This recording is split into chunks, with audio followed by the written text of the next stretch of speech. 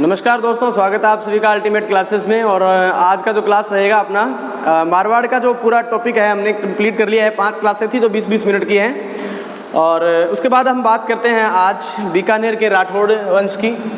तो सभी अपना टॉपिक डाल लीजिएगा कि बीकानेर और बीकानेर के कौन सा वंश की बात कर रहे हैं हम, राठौड़। तो ध्यान रखेंगे कि बीकानेर के अगर राठौड़ आप पढ़ना चाहते हैं तो बीकानेर के राठौड़ों से पहले मैंने आपको एक दिन बताया था कि जब हम जोधपुर के अंदर, मारवाड़ के अंदर जब जोधा की हम बात कर रहे थे, जोधा के पुत्र बीका जो कि वहाँ से दरबार से बीच में ही चले आते हैं और यहाँ बीकानेर में आकर के, या मैं यूँ कहूँ कि बीकानेर के राठौड़ वंश की यहाँ पर क्या करते हैं, स्थापना करते हैं, नींव डालते हैं। तो उसके बारे में वहाँ से जो क्रम शुरू हो जाता है तो आगे के शासकों के बारे में हम अध्ययन करेंगे। सबसे पहले मैं क्या कर रहा हूँ कि यहाँ पर शासकों का क्रम लिख रहा हूँ। तो सबसे पहले जो शासक थे वो कौन थे, बीका। और बीका के बाद थे कौन, नरा। और नरा के बाद याद रखना है क्या, लूणकरण। ध्यान रखेंगे, लूणकरण। ध्यान रखिए, दोबारा से देख लीजिएगा। 3 शासकों के नाम लिखे हैं मैंने। सबसे पहले शासक का नाम लिखा है मैंने क्या, बीका। और दूसरे का नाम लिखा है नरा। और तीसरे का नाम क्या लिखा है मैंने, लूणकरण। आप देखिए, अगर आप ले लिखते हैं ना इस तरीके से, ये देखिए, तो ये याद रह जाएगा। 3 नंबर पे है ना, तो ये 3 लिख रहे हैं आप एक तरीके से, तो ये आपको याद रह जाएगा लूणकरण। ठीक है ना। तो 3 शासकों का नाम मैंने, बीका कैसे याद रह जाएगा, क्योंकि बीकानेर और बीकानेर के राठौड़ पढ़ रहे हैं। संस्थापक कौन होगा, बीका होगा। बीका के बाद नरा, नरा के बाद लूणकरण, और उसके बाद 4 नंबर पे याद रखना है आपको किसको, जैतसी को। किसको याद रखना है, जैतसी।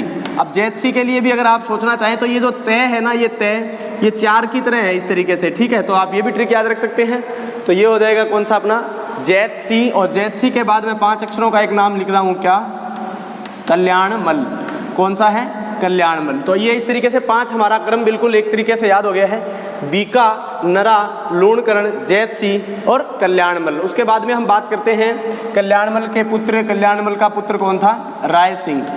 इनकी जैसे जैसे हम स्टोरी पढ़ते जाएंगे वैसे वैसे इन शासकों के नाम भी हमें याद हो चले जाएंगे, कोई दिक्कत नहीं है। अब हम बात करें जैतसी, कल्याणमल, राय सिंह। अब अगर हम बात करें राय सिंह के बाद तो बात करेंगे किसकी, दलपत सिंह की। राय सिंह के बाद किसकी बात करेंगे, दलपत सिंह। और दलपत सिंह के बाद में हम बात करेंगे, यहाँ नीचे लिख रहा हूँ, दलपत सिंह के बाद हम बात करेंगे किसकी, सूर सिंह की। किसकी बात करेंगे, सूर सिंह। ध्यान रखिए, हमने सूर सिंह और गज सिंह मारवाड़ में भी पढ़े थे, और सूर सिंह यहाँ भी है, वह अलग था, उनकी स्टोरी अलग थी, इसकी स्टोरी अलग होगी। उसके बाद में राय सिंह के बाद दलपत सिंह, और उसके बाद में क्या हो जाएगा, सूर सिंह। फिर हम याद रखेंगे यहाँ पर क्या, करण सिंह। किसकी बात याद रखेंगे, करण सिंह। और करण सिंह के बाद याद रखेंगे क्या, अनूप सिंह। किसकी, करण सिंह और अनूप सिंह। और अनूप सिंह के बाद याद रखेंगे हम किसकी, सूरत सिंह। सूरत सिंह। और सूरत सिंह के बाद याद रखेंगे हम किसकी, रतन सिंह। और रतन सिंह के बाद याद रखेंगे हम किसको, सरदार सिंह। सरदार सिंह। और सरदार सिंह के बाद याद रखेंगे हम किसको, डूंगर सिंह। और डूंगर सिंह के बाद याद रखेंगे कि गंगा सिंह। और गंगा सिंह के बाद याद रखेंगे हम किसको, शार्दुल सिंह। तो 3 नाम और हैं। इसके नीचे अगर मैं लिखना चाहूँ तो यहाँ लिख देता हूँ, इधर लिख देता हूँ, सरदार सिंह। और सरदार सिंह के बाद आपको याद क्या रखना है, डूंगर सिंह। डूंगर सिंह। ठीक है।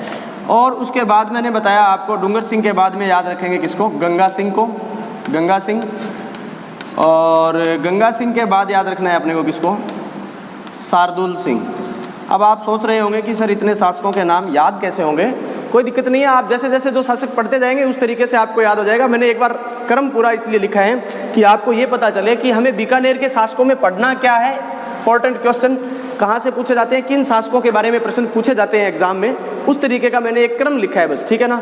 तो शुरुआत करते हैं फिर से, बीका, नरा, लूणकरण, जैतसी, कल्याणमल, राय सिंह, दलपत सिंह, सूर सिंह, करण सिंह, अनूप सिंह और सूरत सिंह, रतन सिंह, सरदार सिंह, डूंगर सिंह, गंगा सिंह और शार्दुल सिंह तक का क्रम जो है हम आज की क्लास में पढ़ेंगे। आज की क्लास में हम जितना कंसेप्ट क्लियर कर पाएंगे उतना ठीक है, उसके बाद जो नेक्स्ट क्लास रहेगी उसमें पढ़ेंगे। तो सबसे पहले मैं बात करता हूँ बीका की। तो इसकी सबसे पहले बात ये हो जाएगी कि बीकानेर के संस्थापक, ठीक है ना, इन्होंने क्या किया था, मंदिर बनवाया था। किसका, कोडम देसर में भैरू जी का जो मंदिर है वह बनवाया। भैरू जी का मंदिर बनवाया। ठीक है। और जिस स्थान पर आकर के इन्होंने ये नींव डाली वो किस नाम से जानी जाती है? बीकाजी की टेकरी, बीकाजी की टेकरी। और ये जो बीकानेर की स्थापना वगैरह की थी, बीकानेर के संस्थापक या इन्होंने स्थापना की, ठीक है ना, क्या की? स्थापना। तो इसके लिए भी आगे आप लिख लेंगे किसके आशीर्वाद से? करणी माता के आशीर्वाद से। करणी माता देशनोक बीकानेर में चूहों वाली देवी जिसको अपने कहते हैं राठौड़ों की, बीकानेर के शासकों की कुल देवी। राठौड़ों की अगर जोधपुर मारवाड़ की अगर बात करें तो वहाँ मैंने आपको बताया था नागणेची माता, ठीक है ना। तो मारवाड़ के यानी जोधपुर के जो शासक हैं उनकी अगर कुल देवी पूछी जाए तो इस तरीके से। अब करणी माता के आशीर्वाद से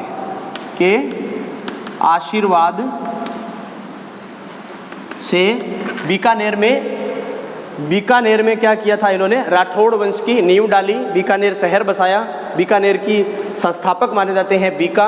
और कोडम देसर में भैरू जी का क्या बनवाया? मंदिर बनवाया। और वहाँ जिस स्थान पर इन्होंने स्थापना की या जहाँ पर शुरुआती जो दौर रहा उसे क्या कहते हैं? बीका जी की टेकरी के नाम से जाना जाता है। कहावत ऐसे है कि या फिर अपने यूँ कह सकते हैं, इतिहासकार इस बात को मानते हैं कि जब बीका जोधपुर से निकले थे तब उनके साथ में कोई भी नहीं था, अकेले थे। तो उन्होंने क्या किया था कि उनके साथ उनको भैरू जी जो थे देवता, उन्होंने आशीर्वाद दिया कि मैं आपके साथ हूँ, आप चिंता नहीं करें। अगर आप यहाँ से पूरा शासन छोड़ करके जा रहे हैं, आगे कहीं नए शासन की नींव डालना चाहते हैं, कहीं स्थापना करना चाहते हैं, तो मैं आपके साथ हूँ। लेकिन मैं तब तक आपके साथ हूँ, आप आगे आगे चलते रहिए, मैं पीछे पीछे आपके चलता रहूँगा। और जैसे ही अगर आपने पीछे मुड़ करके देखा, अगर आपको मेरे पर विश्वास नहीं है और आपने अगर पीछे मुड़ के देखा तो वहीं मैं आपका साथ छोड़ जाऊँगा। इस तरीके की किंवदंती है। तो उसके अनुसार बताया जाता है कि कोडम देसर में भैरू जी का जो मंदिर है वहाँ तक तो बीका जी चलते रहे। फिर बीका जी ने ये सोचा कि देखता हूँ कि मैं भैरू जी पीछे हैं भी या नहीं है। तो इस तरीके से उन्होंने पीछे मुड़ करके देखा और वहीं से भैरू जी ने साथ छोड़ दिया। बात पहले से तय थी भैरू जी के साथ कि जहाँ पर इस तरीके का होगा और जहाँ तुम रुकोगे फर्स्ट टाइम या आप पीछे मुड़ करके देखोगे, वहीं पर आपने क्या करना है, वहीं से ही आपने अपने नए शासक की या नए शासन की जो है स्थापना करनी है, वहीं से ही अपने साम्राज्य की शुरुआत करनी है। इस तरीके का आशीर्वाद इनको मिला था भैरू जी से। तो कोडम देसर में भैरू जी का मंदिर बनवाया, बीकानेर के संस्थापक बीका और बीका जी की टेकरी के नाम से जो एरिया जाना जाता है वही एरिया आज बीकानेर है। किसके आशीर्वाद से? करणी माता के आशीर्वाद से ही मेहरानगढ़ दुर्ग जोधपुर में जो है उसकी नींव रखी गई थी जोधा ने। और यहाँ जो बीकानेर में जो स्थापना हुई है वह भी किसके आशीर्वाद से हुई है? करणी माता के आशीर्वाद से हुई है। तो इस चीज़ को याद रखना है। उसके बाद क्रम में याद रखना है, नरा का कोई इंपॉर्टेंट नहीं है, सिर्फ आपसे ये पूछा जा सकता है, कई बार प्रश्न इस तरीके से आता है, निम्न में से कौन सा शासक जो है बीकानेर से संबंधित है? तो 3 शासक किसी अन्य के होंगे, मेवाड़ के, मारवाड़ के होंगे, उसमें से एक बीच में अगर नरा डाल दिया जाए तो आपको याद रखना है कि बीका के बाद जो शासक हुए वह कौन से हुए? नरा हुए। इतने प्रतापी शासक नहीं थे तो इनके लिए अपने कोई इंपॉर्टेंट इतिहास याद रखने की जरूरत नहीं है। बात आ जाती है कहाँ से? लूणकरण, ठीक है ना। अब बात करें अगर लूणकरण की, तो लूणकरण इंपॉर्टेंट शासक में गिना जाता है, मतलब इस पर प्रश्न पूछे जाते हैं, ठीक है। तो मैं यहाँ पर लिख रहा हूँ क्या? अगले जो हमारे शासक हैं, नेक्स्ट जो बात कर रहे हैं हम किसकी? लूणकरण, ठीक है ना। अब दोस्तों लूणकरण की अगर बात करूँ तो मैं सबसे पहले करण शब्द आ रहा है तो एक लाइन तो आप यही लिख दीजिए, क्या? कलयुग का करण किसको कहा जाता है? प्रश्न सीधा सा पूछा जाता है, पटवारी हो, कांस्टेबल हो, रीट का एग्जाम हो, एसआई कोई भी एग्जाम हो, अगर आपसे प्रश्न सीधा सा है कि कलयुग का करण किसे कहा जाता है? करण जो है कलयुग का करण है, चाहे राजपूताने का करण है, वे दोनों ही बीकानेर में ही हुए। तो बात करते हैं हम कलयुग का करण किसे कहा जाता है। तो कलयुग का करण किसको कहा जाता है? लूणकरण को कहा जाता है। लूणकरण सर बीकानेर से जस्ट पहले है, लगभग ये है अपना 80 किलोमीटर का डिस्टेंस है इसमें। तो इन्होंने क्या किया था? लूणकरण शहर यानी कस्बा बताया था, लूणकरण कस्बा बसाया और इसी के साथ में कस्बा भी बसाया। और मैं यहाँ ब्रैकेट साइड में लिख सकता हूँ क्या? उन्होंने लूणकरण झील बनवाई, ठीक है। अब आपसे ये प्रश्न पूछा जा सकता है कलयुग का करण, तो लूणकरण को कलयुग का करण किसने कहा? तो इसको मैं यहाँ पर लिख देता हूँ, यहाँ अलग पर लिख देता हूँ, यहाँ ब्रैकेट में लिखेंगे क्या? बिट्ठू सूजा ने। किसने कहा? बिट्ठू सूजा ने कहा। क्या कहा? बिट्ठू सूजा ने लूणकरण को कलयुग का करण कहा। और इस बात की जानकारी कहाँ से मिलती है? तो ये मिलती है हमें क्या? राव जैतसी रो छंद जो पुस्तक है, बिट्ठू सूजा ने उस पुस्तक में लूणकरण को क्या कहा है? कलयुग का करण कहा है। अब ये बात आपसे पूछी जा सकती है कि लूणकरण को कलयुग का करण किसने कहा? बिट्टू सूजा ने कहा। और कहाँ लिखा हुआ है? राव जैतसिरोच्छंद में ये बात कही गई है। क्लियर है सभी को? तो लूणकरण के लिए जो इंपॉर्टेंट बातें हैं दोस्तों वो सिर्फ इतनी सी है। लूणकरण कस्बा बसाया, लूणकरण झील बनवाई, ठीक है, इसे कलयुग का करण कहते हैं, जो कि बिट्टू सूजा ने राव जैतसिरोच्छंद में कहा। उसके बाद बात आ जाती है किसकी दोस्तों? राव जैतसी की। जैतसी की अगर बात करते हैं अपने, तो इसके अंदर आपको क्या लिखना है वो देख लीजिएगा। जैतसी के बारे में मैंने आपको उस टाइम भी बताया था कि जैतसी ने पाहेबा या साहेबा के युद्ध, जब हमने मालदेव की बात की थी मारवाड़ के अंदर जब हमने किसकी बात की थी? मालदेव की जब हमने बात की थी तो उस समय हमने ये पढ़ा था कि बीकानेर में शासक कौन थे। इस तरीके से मैं एक मैप बना रहा हूँ, ठीक है, चतुर्भुज के आकार का। तो आप भी अपने मैप के अंदर या नोट्स जैसे बना रहे हैं उस तरीके से एक बार कोई भी इस तरीके का कच्चा चित्र बना लीजिएगा, कोई दिक्कत नहीं है, ठीक है। ये लीजिए। अब मैं दोबारा से आपको ये बता देता हूँ कि कौन सी बातें कहाँ कहाँ ध्यान में रखनी है, ठीक है। सबसे पहले बात ये ध्यान में रखनी है आपको कि बीकानेर में कौन है। यहाँ पर मैं लिख रहा हूँ गंगानगर हनुमानगढ़, यहाँ लिख रहा हूँ बीकानेर, ये लिख दिया मैंने यहाँ पर क्या, बीकानेर। और बीकानेर में कौन है? जैतसी, ठीक है। और यहाँ अगर बात करूँ मारवाड़ यानी जोधपुर की अगर मैं बात करता हूँ तो जोधपुर में उस समय कौन शासक थे? मालदेव, ठीक है। और अगर बात करूँ मैं यहाँ पर गंगानगर और हनुमानगढ़, यहाँ अगर बात करूँ मैं किसकी? हनुमानगढ़। किसकी बात की जाए अगर? हनुमानगढ़। तो हनुमानगढ़ में उस समय मुस्लिम शासक कौन था? कामरान। अब हम बात करते हैं दोस्तों कि जैतसी के समय क्या हुआ था। ये घटना है 1534 की। कब की है? 1534 की घटना है। जैतसी का युद्ध होता है किसके साथ? हनुमानगढ़ में कामरान के साथ। और इस युद्ध में कामरान की क्या हो जाती है? हार हो जाती है। मैं यहाँ पर वर्सेस लगा देता हूँ, जैतसी वर्सेस कामरान। 1534 में युद्ध हुआ जिसमें कामरान की हार हो जाती है ना। हनुमानगढ़ या फिर भटनेर भी लिख सकता हूँ मैं इसको, क्या लिख सकता हूँ? भटनेर, ठीक है, भटनेर। जैतसी वर्सेस कामरान की हार हो जाती है और जैतसी की इस युद्ध में क्या हो जाती है? जीत हो जाती है। ये युद्ध कब होता है? 1534 की घटना है।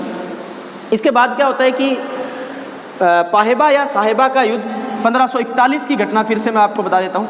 उसमें किस किस का युद्ध हो जाता है? मालदेव और जैतसी का युद्ध होता है, जिसमें जैतसी की क्या हो जाती है? हार हो जाती है, ठीक है। इस युद्ध को इतिहास में किस नाम से जाना जाता है? पाहेबा या साहेबा का युद्ध। बस पाहेबा या साहेबा के नाम से जो युद्ध जाना जाता है वो मालदेव वर्सेस बीकानेर के जैतसी के मध्य हुआ था। कब हुआ था? 1541 में। ये मैंने मारवाड़ के टाइम में भी आपको बताया था। पा कैसे लिखा जाता है, पै पतंग कैसे लिखा जाता है, इस तरीके से लिखा जाता है, ठीक है।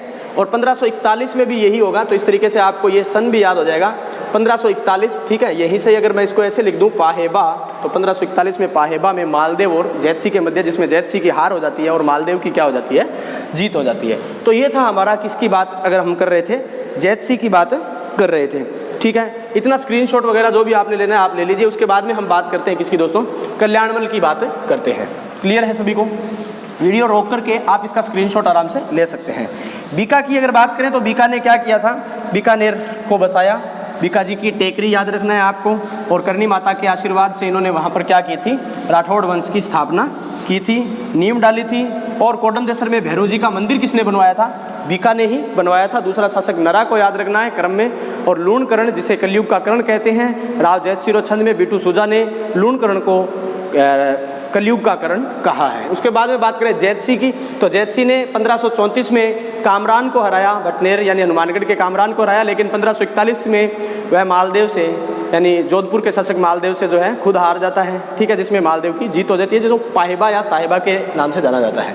आगे की अगर बात करें दोस्तों, कल्याणमल, और कल्याणमल के दो पुत्र थे। कल्याणमल, सबसे पहली बात तो ये आपने याद रखनी है, कल्याणमल शेरशाह सूरी की सहायता से गद्दी पर बैठता है। कल्याणमल की एक लाइन मैं यहीं लिख देता हूँ। कल्याणमल का शासन जब शुरू होता है तो यहाँ पर मैं लिख देता हूँ क्या? शेरशाह सूरी की सहायता से गद्दी पर बैठा। सबसे पहली बात तो ये याद रखनी है कि कल्याणमल को गद्दी पर बैठाने वाला कौन था? शेरशाह सूरी, या शेरशाह सूरी की सहायता से कल्याणमल गद्दी पर बैठ जाता है। और कल्याणमल के दो पुत्र जिनकी हम बात करेंगे, एक मैप के थ्रू अगर हम बात करें तो ज़्यादा बेटर रहेगा। क्योंकि मैप के थ्रू आपको ज़्यादा याद रह जाता है। इस तरीके से आप एक कच्चा चित्र बना लीजिएगा मैप का, राजस्थान के मैप का। तो इस तरीके के मान लीजिए यहाँ अपने अब सब सेट कर देंगे, ठीक है। क्या करना है अपने को, यहाँ पर ध्यान में रखना है बीकानेर, ठीक है। यहाँ लिखा मैंने क्या, बीकानेर, ठीक। बीकानेर में कौन है, कल्याणमल है। अब अगर मैं बात करूँ यहाँ पर अजमेर, अजमेर में कौन है उस समय, अजमेर में अकबर, ठीक है। और उसके बाद अगर मैं बात करूं अजमेर में अकबर, और यहाँ अगर मैं पोजीशन डाल देता हूँ बीचों बीच में लगभग किसकी, नागौर की, ठीक है। तो यहाँ मैंने डाल दिया क्या, नागौर। और यहाँ छोटी सी बात मैं आपको और बता देता हूँ कि कल्याणमल के दो पुत्र, ठीक है। बीकानेर, बीकानेर में शासक कौन है, कल्याणमल, कल्याणमल, ठीक है। कल्याणमल की अगर बात करें तो कल्याणमल के दो पुत्र, दोनों पुत्रों के नाम मैं लिख देता हूँ यहाँ पर। सबसे पहले कल्याणमल के पुत्र की बात मैं बता देता हूँ आपको, किसकी, पृथ्वीराज राठौड़। ध्यान रखना एक बात को, ये पृथ्वीराज राठौड़ है। इससे पहले तो पृथ्वीराज पढ़ाया था मैंने आपको, वो पृथ्वीराज चौहान थे, लेकिन वो पृथ्वीराज चौहान थे और ये पृथ्वीराज राठौड़ है। सिर्फ ये बात याद रखनी है अपने को यहाँ पर, ठीक है। कल्याणमल, और यहाँ पर क्या हो जाएगा अपने पास, दूसरे जो इनके पुत्र का नाम है वो क्या है, राय सिंह, ठीक है। तो अभी हम कल्याणमल पढ़ रहे हैं तो केवल कल्याणमल की स्टोरी। इन्होंने क्या किया था कि पृथ्वीराज राठौड़ को गागरोन की जागीर दे दी। कहाँ की, गागरोन, ठीक है। गागरोन यानी कौन, झालावाड़, झालावाड़, गागरोन यानी झालावाड़ की जागीर दी। पृथ्वीराज को क्या किया इन्होंने, जागीर दी। कहाँ की जागीर दी, गागरोन की जागीर दी। पृथ्वीराज को इतिहास में पीथल नाम से भी जाना जाता है, पीथल नाम से। पीथल और पाथल दो उपाधियां हैं। पाथल महाराणा प्रताप के लिए यूज किया जाता है और पीथल शब्द जो है वो पृथ्वीराज राठौड़ के लिए यूज किया जाता है। ध्यान रखना, पृथ्वीराज राठौड़ जो कि बीकानेर के शासक, किसके, कल्याणमल के पुत्र हैं। इस चीज़ को आपने बिल्कुल ध्यान में रखना है, क्योंकि ये प्रश्न पूछा जा सकता है कि पाथल जो है उपाधि, पीथल और पाथल, ठीक है। तो पीथल शब्द किसके लिए प्रयुक्त हुआ, पी से पीथल और पी से पृथ्वीराज याद रह जाएगा। और पाथल की अगर बात करें तो पाथल प्रताप की बात करेंगे, ठीक है। प्रताप पाथल के लिए पीथल उपाधि इसलिए थी क्योंकि उनको, वो एक अच्छे कवि थे। और पृथ्वीराज राठौड़ ने क्या किया था, यही मैं लिख रहा हूँ इसी के नीचे ही, इन्होंने क्या किया था, पीथल ने ही, यानी पृथ्वीराज राठौड़ या पीथल कुछ भी कहूँ मैं इनको, इन्होंने एक ग्रंथ की रचना की थी, बैली कृष्ण रुक्मणी री, बैली किशन रुक्मणी री, ठीक है ना। इसकी रचना किसने की थी, पृथ्वीराज राठौड़ ने। डायरेक्ट प्रश्न पूछा जाता है कि बैली कृष्ण रुक्मणी री जो है ग्रंथ है, साहित्य है, इसकी जो रचना किसने की, किसने लिखा इसे, तो पृथ्वीराज राठौड़ ने लिखा, ठीक है। दुर्सा आडा ने बैली कृष्ण रुक्मणी को, ध्यान रखना इस ग्रंथ को दुर्सा आडा ने इसे पांचवां वेद, वेद कितने, 4, लेकिन इस बैली कृष्ण रुक्मणी को क्या कहा, पांचवां वेद व 19वां पुराण कहा। यानी ये ग्रंथ ऐसा है कि इसको पढ़ने के बाद या इसको समझने के बाद दुर्सा आडा ने एक बात कही, दुर्सा आडा ने कहा कि यह 5वां वेद और 19वां पुराण है, ठीक है ना। 5वां वेद व 19वां पुराण, यहाँ लिखेंगे 5वां वेद व 19वां पुराण। जो मैं बोल रहा हूँ उसको आप लिख लीजिएगा, ठीक है ना। जिसने पढ़ना है उसके लिए कोई मैटर नहीं है, क्योंकि मैं आपको जो टॉपिक बता रहा हूँ जिस तरीके से, तो इस तरीके से आपको ये याद करना है। अब आपकी बात करें कि पृथ्वीराज राठौड़ को LP टेसीटोरी ने डिंगल का हेरोस कहा है। बहुत इंपॉर्टेंट प्रश्न है ये, बहुत बार पूछा गया प्रश्न है कि डिंगल का हेरोस निम्न में से किसे कहा जाता है, ठीक है। तो आपने ध्यान में रखना है कि पृथ्वीराज राठौड़ को ही क्या कहते हैं, यहाँ अलग से लिख देता हूँ मैं, पृथ्वीराज राठौड़ को ही क्या कहते हैं, डिंगल का हेरोस कहते हैं। किसने कहा, तो ये लिख देते हैं LP टेसीटोरी। LP टेसीटोरी ने पृथ्वीराज राठौड़ को डिंगल का हेरोस कहा है, तथा कर्नल टोड भी कुछ ना कुछ कह देते हैं। क्या कहते हैं, कर्नल टोड ने इन्हें 1000 घोड़ों का बल कहा। तो डायरेक्ट प्रश्न पूछा जाता है 1000 घोड़ों का बल, ये ज़्यादा एग्जामों में नहीं पूछा गया है, लेकिन ये जो मैं बता रहा हूँ ना कि डिंगल का हेरोस किसने कहा, LP टेसीटोरी ने पृथ्वीराज राठौड़ को डिंगल का हेरोस कहा, ये बहुत बार पूछा गया है। अब अगर बात करें कि हम कल्याणमल की बात कर रहे थे, तो कल्याणमल के टाइम में क्या था कि अकबर थे अजमेर में, इन्होंने नागौर में 1570 में नागौर दरबार लगाया 1570 में। तब कल्याणमल जो है नागौर दरबार में उपस्थित होते हैं अपने दोनों पुत्रों के साथ। तो मैं यहाँ ब्रैकेट में लिख रहा हूँ कल्याणमल 1570, ठीक है ना, और नागौर दरबार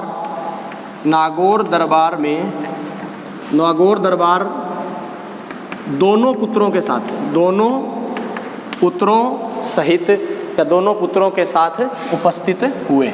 ये इतनी सी थ्योरी आपको लिखनी है, दोनों पुत्रों के साथ उपस्थित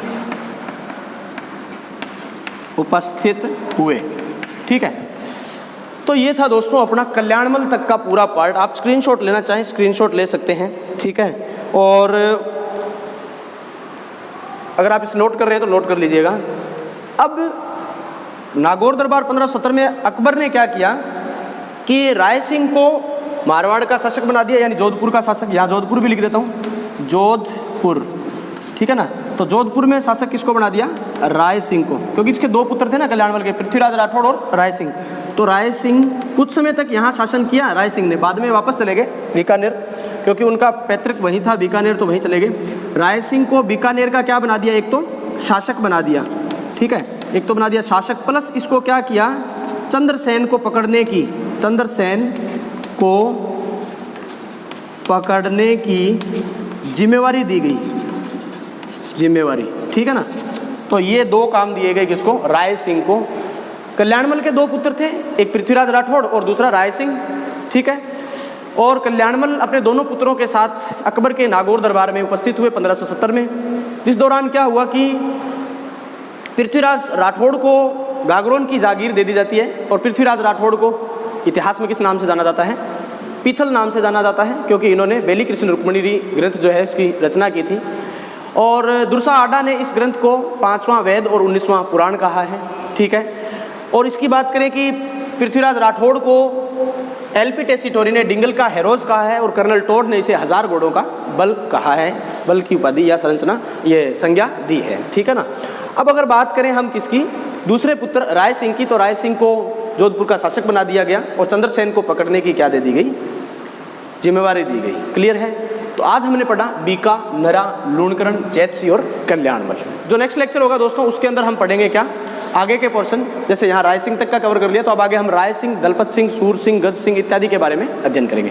have a nice day from my side. Bikaner का इतिहास 2 या 3 दिन में, 3 दिन में या 4 दिन में क्लियर हो जाएगा। 3 दिन मैक्सिमम मान लीजिए, 20-20 मिनट की क्लास है, 20-22 मिनट की क्लास में अगर आप इसको ये मानते हैं, क्योंकि ज़्यादा टाइम मैं भी जीके को नहीं पढ़ाना चाहता। क्यों नहीं पढ़ाना चाहता? क्योंकि इससे आप ये हो जाता है कि कौन कौन सा याद रखें। केवल 20 मिनट का टॉपिक आप नेक्स्ट क्लास तक याद रखें। एक दिन का टाइम होता है पूरा आपके पास, उस पूरे पे उस पर प्रश्न लगा करके देखिए कि पहले उसको पढ़ लीजिए, क्लास लगा लिया, लिख लिया आपने, फिर नोट्स को एक बार रीडिंग कर लीजिए, उसके बाद में नोट्स बंद कर दीजिए, फिर खुद लिख के देखिए जो मैंने बोर्ड पर लिखा है क्या वो आप लिख सकते हैं। अगर आप वो लिख सकते हैं तो फिर आपको याद है। Have a nice day from my side one more time.